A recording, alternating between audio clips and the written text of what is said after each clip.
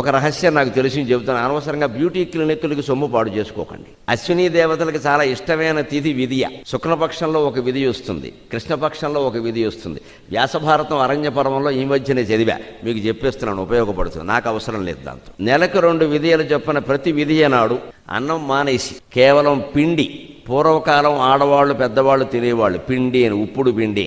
అదే పొద్దున్న మధ్యాహ్నం అన్నం సమయంలో ఇంత, రాత్రి అన్నం సమయంలో ఇంత తిని ఒక గ్లాసు పాలు దాగి పడుకుని అశ్వినీ దేవతాభ్యాం నమః, అశ్వినీ దేవతాభ్యాం నమః, అశ్వినీ దేవతాభ్యాం నమః అని పొద్దున్న 108 సార్లు, సాయంత్రం 108 సార్లు జపం చేస్తే అలాగ ఒక సంవత్సరం అంతా 24 విధియలు చేసినట్టయితే మన్మధుళ్ళ ఉంటారు, తిరుగులేదని చెప్పి ఓపుకుంటే ప్రయత్నం చేసుకో. ఉపాయాలు ఉన్నాయి, మంత్రాల ప్రకారం కూడా, శాస్త్రాల ప్రకారం కూడా ఉపాయం. ఇంత బోహు తగలబెట్టక్కర్లేదు. ఇక్కడ వేలు అయిపోతున్నాయి. ఇంటి బడ్జెట్లో సౌందర్యం అనేది ఒక ప్రధాన బడ్జెట్. ఇదివరకు ఆడాళ్ళకు ఉండేది ఈ జబ్బు, కర్మ కొద్దీ ఇప్పుడు మగాళ్ళకు కూడా వచ్చింది.